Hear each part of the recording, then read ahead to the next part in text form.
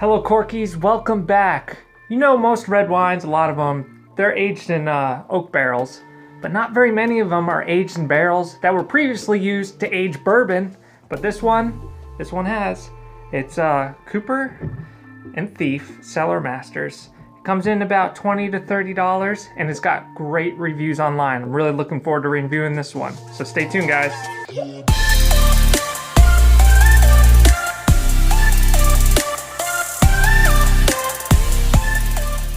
Hello everybody, welcome to Cork and Java, your go-to place for coffee and wine, reviews, and how-tos. On this channel, we like to enlighten and enrich and enhance your experience with all your favorite beverages, not just wine and coffee. If you want to come on that journey with us, consider hitting that subscribe button below so you're notified when future videos come out. So what are we trying today, Bryn? Today is Cooper and Thief Cellarmasters. It's from a winery out in California.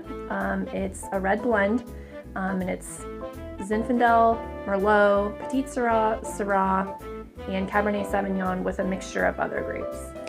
Awesome. Yeah, and typically a lot of red wines, especially robust ones like the grapes that we're trying today, are aged in oak barrels, either American or French oak, sometimes Hungarian. But this one, I don't know if it was aged in American and French oak before, after, or just the American oak that was previously used to age bourbon, but that's what makes this unique. Yeah, we're gonna get a lot of those bourbon characteristics, I presume, through this wine being aged in a bourbon barrel. Mm-hmm.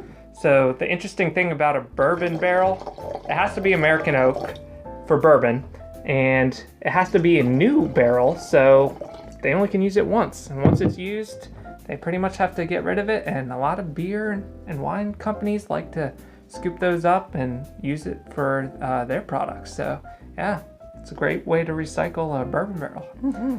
So anyway, yeah, let's take a look at the color of this one. Okay. This wine got a lot of really good reviews online, so I'm pretty looking forward to this one. Yeah, it's really dark. Yeah, I presume there's a lot of Petite Syrah in this one, just because that one's such a dark grape. Yeah, I think it said mostly Merlot and mostly Syrah and Petite Syrah. I think those are the three main ones, and then Zinfandel and Cabernet Sauvignon on a lesser degree. Mm-hmm. So yeah, almost a black hole there. Yeah. It's very dark. Anyway, let's give it a sniff. Okay.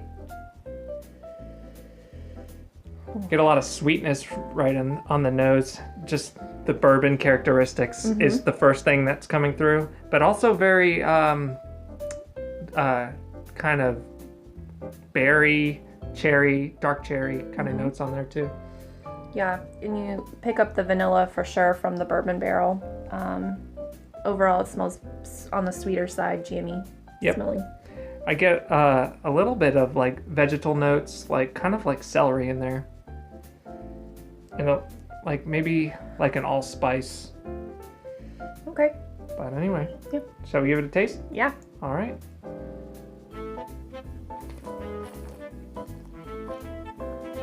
Wow, so creamy up front. Right. Like that vanilla characteristics right from that bourbon barrel, it totally encapsulates the front end of the taste with creamy notes, but it feels like there's a lot of layers to this one.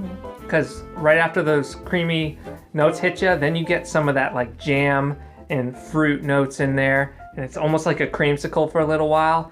The finish isn't as long as I would hope it would be, but it's still got a lot of complexity going on. What do you think? No, I agree with that 100%. It's more buttery and creamy than I thought it was going to be. But yeah, it's wonderful. Yeah, there's also a nice tannic structure to it, which complements all those notes very well. So yeah, this has good complexity going on, a lot of nice layers. I really love the bourbon barrel characteristics coming through there. All right, what are some foods or cheeses that you would pair this wine with? Well, obviously it's a hearty red wine, so I would do beef, like steak, or lamb. Even like a pork tenderloin would be good. What do you think?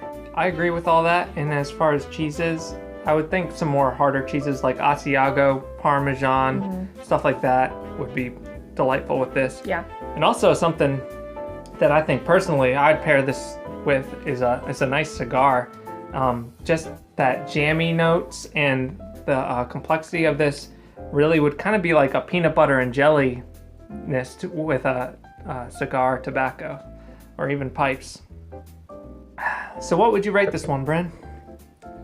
Well, I think it's delightful. So I'm going to give Cooper and Thief Red Blend a solid 95. I was going to give it a 93. So yeah, we're up there with this one. It's really good, guys. Yeah. So yeah, check this one out. If you haven't had a bourbon barrel red wine before, I haven't had one that I haven't liked, and this is probably my second or third that I've tried. This is the best one that I've tried. So if you can find this one in the store, definitely go for it. It's about $20 to $30, but it's a good one for a special occasion or just really if you want to treat yourself.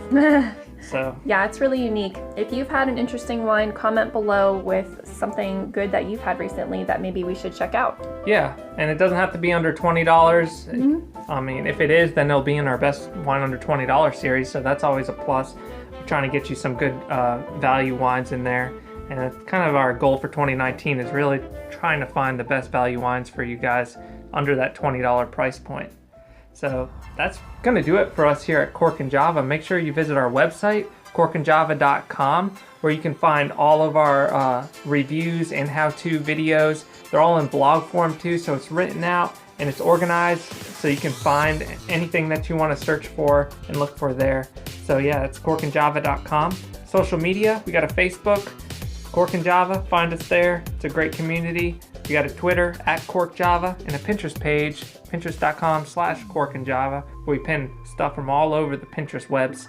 So yeah, follow us on social media, and I'm looking forward to seeing you guys online. Until next time, guys, bottoms up.